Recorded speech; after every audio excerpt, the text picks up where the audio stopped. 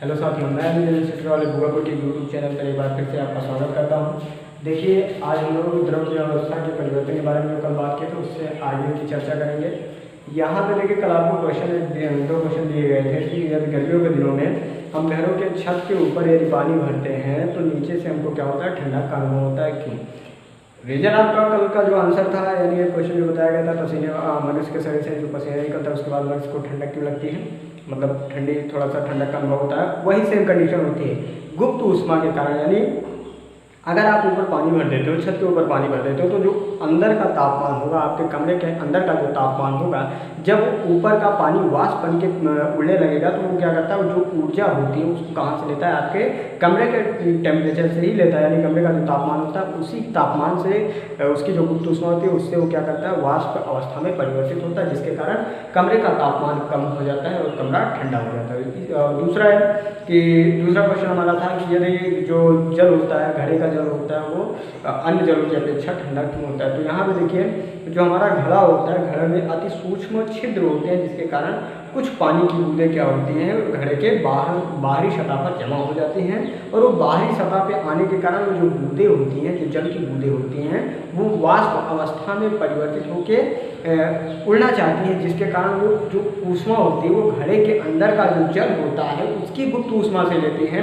तो जब उसकी गुप्त ऊष्मा कम हो जाएगी, यानी जो जल होता है हमारा उसकी ऊष्मा कम हो जाएगी, तो ऑलरेडी जल हमारा क्या होता है, ठंडा हो जाता है। जबकि जो बाल्टी का जल होता है उसमें छिद्र, यानी बाल्टी के अंदर छिद्र नहीं होते, जिसके कारण बाहरी सतह पर क्या होता है, पानी नहीं आ पाता और वाष्प बन के उसकी जो ऊष्मा होती है वो कम नहीं हो पाती। देखिए, अब हम लोग आगे की चर्चा करते हैं। तो देखिए, इसमें जो होता है एक चीज आती है ऊर्जा संरक्षण क्या होता है।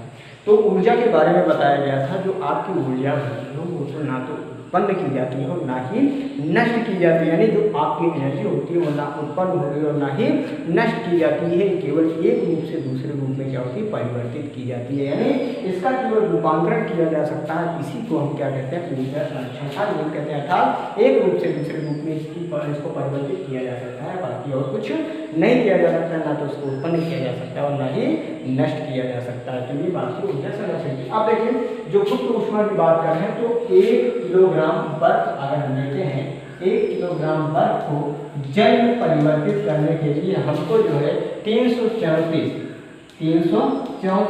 किलो जूल ऊष्मा की गुप्त ऊष्मा की आवश्यकता होती है। यानी 1 किलोग्राम आपका बर्फ है, अगर उसको जल में बदलना है तो उसकी गुप्त ऊष्मा कितनी होनी चाहिए, 334 किलो जूल होनी चाहिए। दूसरा हमारा है कि अगर हम 1 किलोग्राम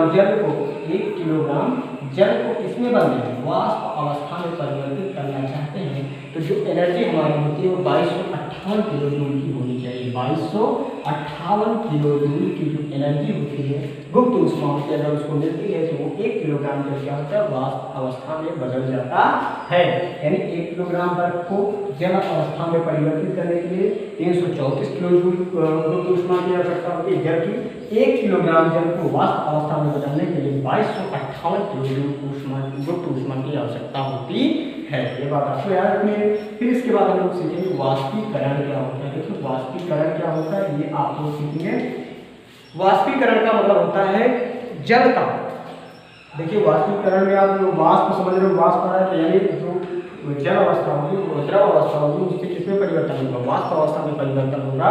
तो यहाँ पे आप लोग देखिए, किसी भी जल का, यानी जल का 100 डिग्री सेल्सियस, यानी 100 डिग्री सेल्सियस, 100 डिग्री सेल्सियस से नीचे जल का होता है, अगर वो किस अवस्था से, जल अवस्था से वाष्प अवस्था में, यानी द्रव अवस्था से वाष्प अवस्था में परिवर्तित होता है, तो ये प्रक्रिया जो होती है वाष्पीकरण की प्रक्रिया कहलाती है। यानी जल का 100 डिग्री सेल्सियस के नीचे ताप पर द्रव से वाष्प अवस्था में परिवर्तित होने की प्रक्रिया को ही हम क्या कहते हैं, वाष्पीकरण कहते हैं। ठीक है, अब यहाँ पे देखिए दूसरी चीज आती है, फिर एक चीज आती है आर्द्रता।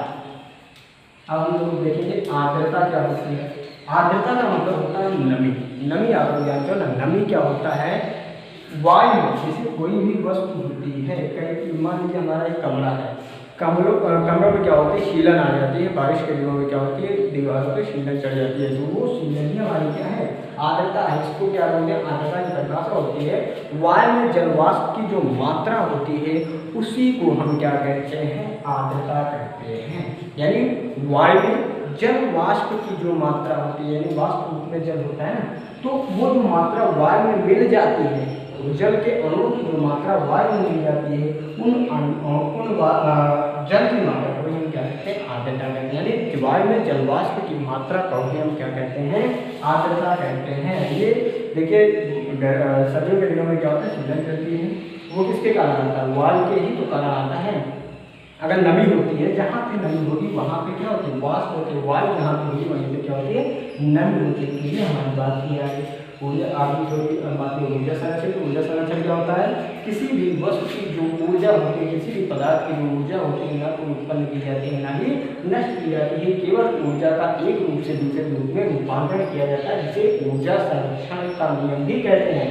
फिर उसके बाद हम सीखते हैं 1 किलोग्राम बर्फ को जल में बदलने के लिए, यानी ठोस से जल में बदलने के लिए 334 किलो जूल की ऊष्मा की आवश्यकता होती है, जबकि 1 किलोग्राम जल को वाष्प में बदलने के लिए 2258 किलो जूल की गुप्त ऊष्मा की आवश्यकता होती है। फिर वाष्पीकरण क्या होता है, किसी भी जल का 100 डिग्री सेल्सियस ताप के नीचे वाष्प बनने यानी भाप बनने की प्रक्रिया को हम क्या कहते हैं, वाष्पीकरण कहते हैं। आर्द्रता वायु में जल वाष्प की जो मात्रा होती है उसी को हम क्या कहते हैं, आर्द्रता कहते हैं। ठीक है, अब हम सीखेंगे, देखिए तीसरी अवस्था हमारी और चौथी अवस्था जैसे ठोस द्रव गैस के बारे में काफ़ी चीज़ें, उसकी अवस्था उसकी परिभाषा हम सीख चुके हैं। तो अब चौथी अवस्था आपको बताइए कि प्लाज्मा के बारे में थोड़ा सा हम सीख लेते हैं। देखिए चौथी हमारी अवस्था क्या है, प्लाज्मा। ठीक है, अब प्लाज्मा क्या होता है, प्लाज्मा की परिभाषा हम लोग सीखते हैं। देखिए प्लाज्मा का मतलब होता है किसी चीज़ का बहुत ज़्यादा गर्म करने पर, किसी चीज़ को बहुत ज़्यादा गर्म करने पर उसके अणु जो होते हैं, उसके अणु इलेक्ट्रॉन धन या ऋण आयनों में बदल जाते हैं, जिसे हम प्लाज्मा कहते हैं। यानी किसी चीज़ का बहुत ज़्यादा गर्म होने पर उसके कुछ इलेक्ट्रॉन धन या ऋण आयनों में बदल जाते हैं, जिसे हम क्या कहते हैं, प्लाज्मा कहते हैं। यानी कोई भी वस्तु होती है, जब किसी वस्तु को हम बहुत ज़्यादा गर्म करते हैं, उसके जो अणु होते हैं, क्योंकि आपको पहले ही क्लास में बताया गया था कि जो पदार्थ होते हैं वो अणुओं से मिलकर बने होते हैं, अणु से मिलकर बने होते हैं, परमाणु से मिलकर बने होते हैं, और परमाणु के अंदर नाभिक पाया जाता है। इसकी चर्चा हम देखिए थोड़ा सा एक आध दो वीडियो के बाद थोड़ा सा हम लोग डेट हमारा कंप्लीट हो जाएगा, उसके बाद करेंगे। नाभिक के अंदर प्रोटॉन और न्यूट्रॉन पाए जाते हैं, जबकि इलेक्ट्रॉन की बाहरी सतह पे चक्कर लगाता है। 3 तत्व इलेक्ट्रॉन, प्रोटॉन और न्यूट्रॉन से मिलकर ही किसी परमाणु का निर्माण होता है। वही चीज़ कहा जा रहा है कि अगर किसी चीज़ को, किसी भी पदार्थ को हम बहुत ज़्यादा गर्म कर देते हैं, तो उसके जो इलेक्ट्रॉन होते हैं वो धन या ऋण आयनों में, यानी हम कह सकते हैं जो आयन होते हैं वो धन या ऋण आयनों में विभक्त हो जाते हैं। इस अवस्था को ही हम क्या कहते हैं, प्लाज्मा अवस्था कहते हैं। ठीक है, यानी किसी भी वस्तु का बहुत ज़्यादा गर्म होने के कारण उसके कुछ इलेक्ट्रॉन धन व ऋण आयनों में बदल जाते हैं, जिसे हम लोग प्लाज्मा अवस्था कहते हैं। देखिए ये आपकी थी प्लाज्मा अवस्था रहता। आपका जो 9th to 10th सिलेबस होगा उसके अंतर्गत तो आपको प्लाज्मा पढ़ना नहीं, लेकिन एक चीज़ ये है जो कि ये आपके कोर्स में यानी कभी ना कभी तो आपको मिलेगा ही मिलेगा। अगर आप लगातार पढ़ाई से जुड़े रहेंगे तो कभी ना कभी आपको प्लाज्मा पढ़ाई, क्योंकि हमारी जो क्लास है इसका नाम ही बेसिक केमिस्ट्री रखा गया है। तो बेसिक केमिस्ट्री में आप देखिए हर छोटी से छोटी बात हम कवर करने की कोशिश करेंगे, ताकि थोड़ा बहुत आपको जानकारी हो। अगर देखिए आपको पता रहता है कि ये चीज़ होती है तो आप उसका इंटरेस्ट उस चीज़ को जानने में हो सकता है। अगर आप पढ़ाई के प्रति लगे हुए हो, आपका इंटरेस्ट है, मान लीजिए यहाँ पे हम प्लाज्मा थोड़ा सा पढ़ाई छोड़ दिए हैं, थोड़ा सा उसका बेस बता दिए हैं, तो आप इसके बारे में आपको अगर इंटरेस्ट होगा तो आप क्या करोगे, खुद इसके बारे में ज़्यादा से ज़्यादा सीखने का प्रयास करोगे। तो ये तो आपको पता ही होना चाहिए कि 9th बेस में अभी तक आपको केवल 3 अवस्थाएं ठोस द्रव और गैस बताई गई थी, लेकिन ये चौथी अवस्था आ गई है। तो इसकी जो परिभाषा बताई है इसके आधार पर जो इसका डिटेल में पढ़ाई होगी वो हम लोग कभी करेंगे किसी दिन, लेकिन अभी थोड़ा सा हम लोग सीखते चलते हैं, हर विषय पे थोड़ा थोड़ा आप लोग अध्ययन करते रहिए। ये हो गई हमारी किसकी, प्लाज्मा की बात। ठीक है, प्लाज्मा के बाद अब आएगा, देखिए अब हम लोग देखते हैं PEC यानी 5वीं अवस्था। ये तो चौथी अवस्था थी। 5वीं अवस्था क्या होती है, ठोस होती है। दूसरी अवस्था क्या होती है, द्रव होती है। और तीसरी अवस्था जो होती है वो क्या होती है, गैस होती है। गैस के बाद जो चौथी अवस्था थी वो प्लाज्मा थी और पांचवी अवस्था हमारी क्या होती है, BEC यानी बोस-आइंस्टीन कंडेंसेट।